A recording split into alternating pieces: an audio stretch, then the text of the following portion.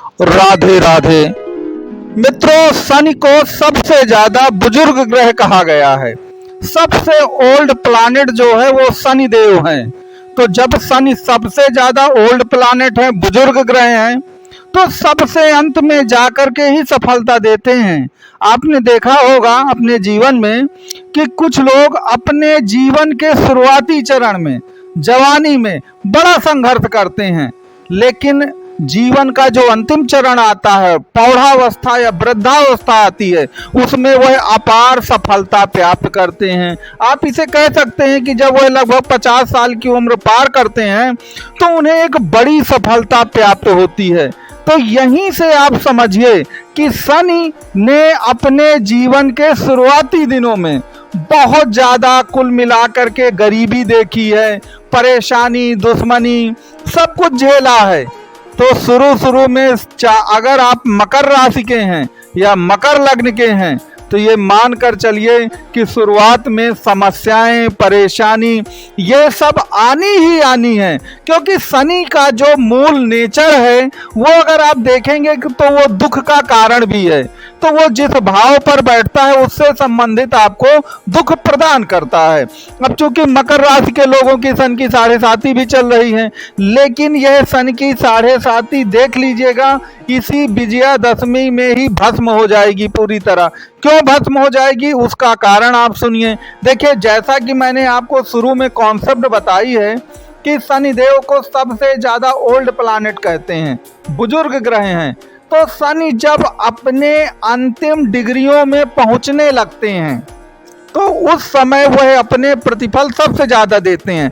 देखिए, दूसरे ग्रहों की अपेक्षा ये बिल्कुल अलग बात है। कुंडली में आपने क्या सुना होगा कि जो ग्रह हैं वो 30 डिग्री के होते हैं। अब कोई भी ग्रह युवावस्था में कब माना जाता है? जब वो 10 डिग्री से 20 डिग्री या 22 डिग्री तक का होता है, तब वो युवावस्था, यंग एज का माना जाता है और उस समय वो सबसे ज़्यादा प्रतिफल देने में कामयाब होता है। यदि वह 1 से 5 डिग्री के बीच में होता है तो वो बाल्यकाल अवस्था में होता है और वह प्रतिफल नहीं देता। यदि वह 22 डिग्री से ऊपर चला जाता है तो वह वृद्धावस्था की ओर जाने लगता है। यदि वह 27 से आगे चला जाता है तो ग्रह मृत अवस्था में चला जाता है। लेकिन शनि के परिप्रेक्ष्य में यह बात उचित नहीं है, क्योंकि शनि जो है वो अन्य सभी ग्रहों से अलग हैं, उनके काम करने का तरीका अलग है। और जैसा मैंने कहा कि वो ओल्डेस्ट प्लैनेट हैं, तो ओल्डेस्ट प्लैनेट का तात्पर्य यही है कि चूंकि वह सबसे वृद्ध हैं और अंत में जाकर शनि ने सफलता पाई थी, तो शनि की डिग्रियां जितनी भी ज्यादा होंगी, याद रखिए, वह उतना ही ज्यादा प्रतिफल देंगे। कुछ लोग मुझे फोन करते हैं और कहते हैं कि महाराज हमारा शनि तो 27 डिग्री में है, बहुत कमजोर है, अंतिम डिग्रियों में है। तो मैं उनको ये बताता हूं कि अगर शनि अंतिम डिग्रियों में है तो यह आपके लिए बहुत अच्छा है। अब वो कहेंगे कि शनि तो कमजोर है तो हमको तो कुछ मिलेगा नहीं, लेकिन याद रखिए, शनि जिस भाव पर बैठता है उस भाव से संबंधित आपको दुख देता है। मान लीजिए आपकी कुंडली में शनि 10 डिग्री का है और धन भाव पर बैठा है, तो धन के मामले में आपको निचोड़ के रख देगा। और मान लीजिए यही शनि आपकी कुंडली में 28 डिग्री का बैठा है, तो धन के मामले में आपको थोड़ा कष्ट तो दे सकता है, लेकिन उतना कष्ट नहीं देगा जितना वो 10 और 12 डिग्री का होके देगा। तो आप उस बेसिक कॉन्सेप्ट को समझिए। यदि आप बेसिक कॉन्सेप्ट को समझ जाएंगे तभी मान लीजिए कि आप कुल मिला के कुंडली का प्रेडिक्शन भी जान जाएंगे। अब आप लोग क्या करिए कि अपनी कुंडली को देखिए, जो मूल जन्म कुंडली है, और जहां पर शनि बैठे हैं वहां पर यह देखिए कि शनि कितनी डिग्री के हैं। अगर आपके शनि 1 से 5, 7 डिग्री के हैं या 22 डिग्री से ऊपर के हैं तो मान लीजिए कि आपको दुख बहुत कम मिलेगा। और यदि आपके शनि युवावस्था के हैं तो मैंने कहा ना, मूल नेचर उनका दुख देना ही है। फिर वो जिस भाव में बैठेंगे उस भाव से संबंधित दुख जरूर आपको देंगे। तो 7.5 के समय ये प्रकोप क्यों खत्म होगा अब? क्योंकि शनि अब अपनी अंतिम डिग्रियों में प्रवेश कर रहे हैं।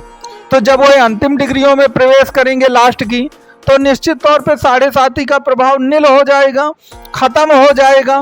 तो आपकी दुख और पीड़ा भी अपने आप खत्म होंगी। आप मेरे पास ऐसी बहुत सारी कुंडलियां आती हैं कि शनि 7वें भाव पर बैठे हैं और शादी नहीं हो रही है। तो आप 4 कुंडलियां लीजिए जिसमें शनि 7वें भाव पर बैठे हों, और आप देखेंगे कि जिनकी कुंडली में भी शनि 10 डिग्री से 22 डिग्री तक में बैठे हैं, उनकी शादी होने में बड़ी अड़चन आती है, बहुत समय लगता है। लेकिन जिन लोगों की कुंडली में शनि 27, 28, 29 डिग्री में बैठे हैं या 1, 2, 3 डिग्री में बैठे हैं 7वें भाव पर, उन लोगों की शादी होने में बहुत दिक्कतें नहीं आती हैं। वह शादी जल्दी होती हैं और आराम से हो जाती हैं। तो कहने का तात्पर्य समझिए कि आप ये जरूर देखिए, क्योंकि देखिए ज्यादातर खेल जो है वो डिग्री का आपको समझना चाहिए। डिग्री जो ग्रह आपको दुख दे रहे हैं, कुंडली में अयोग कारक हैं, अगर वह ग्रह अपनी वृद्धावस्था की डिग्री में हैं, अर्थात 22 डिग्री से ऊपर के हैं, तो यह आपके लिए अच्छा है, बुरा नहीं है। आप ये मत कहिए कि वो तो डिग्री वाइज बड़ा कमजोर है तो मुझे कोई प्रतिफल नहीं मिलेगा। और जो ग्रह आपकी कुंडली के लिए बहुत योगकारी हैं, अगर वह 10 डिग्री से 22 डिग्री के बीच में जाते हैं तो वह आपके लिए अच्छा प्रतिफल दे सकते हैं। लेकिन जो शनि का मामला है, शनि का मामला सभी ग्रहों से अलग है, क्योंकि बाकी ज्यादातर ग्रह बड़े शीघ्रगामी होते हैं, बहुत जल्दी अपने प्रतिफल को उड़ेल देते हैं। जैसे चंद्रमा सबसे ज्यादा तीव्रगामी हैं, उसके बाद आपका शुक्र और बुध आते हैं, बड़े तीव्रगामी हैं। मंगल का भी यही हाल है, सूर्य का भी यही हाल है। तो अगर ये ग्रह आपके 10 डिग्री से 22 डिग्री के हैं तो यह आपके लिए अच्छा है, यह बुरा नहीं है।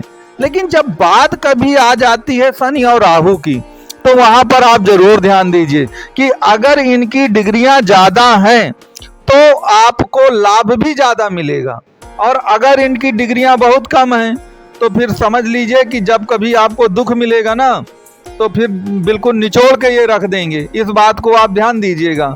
आप देखते हैं कि सुख के चाहे आपको जितने भी समय और दिन मिल जाएं, वो भूल जाते हैं, लेकिन अगर दुख का एक दिन बहुत ज्यादा पीड़ादायक हो गया ना, तो वो जीवन भर नहीं भूलता। इस बात को आपने महसूस किया होगा। तो चूंकि शनिदेव अब अपनी अंतिम डिग्रियों में प्रवेश करने जा रहे हैं और 15 नवंबर के बाद शनि जो है वो मार्गी भी हो जाएंगे और बहुत तेजी से अपनी अंतिम डिग्रियों की ओर जाएंगे, तो निश्चित तौर पर 7.5 का जो भी आपको तांडव है वो पूरी तरह से समाप्त होगा और आपका जीवन मंगलमय होगा। तो मित्रों, आपको ये वीडियो कैसा लगा ये जरूर बताइएगा, और कुंडली से संबंधित आपका कोई भी प्रश्न हो तो आप कुंडली का कंसल्ट जो है नंबर आपको दिया गया है, इन दिए गए नंबर पे आप कॉल और व्हाट्सएप कर सकते हैं।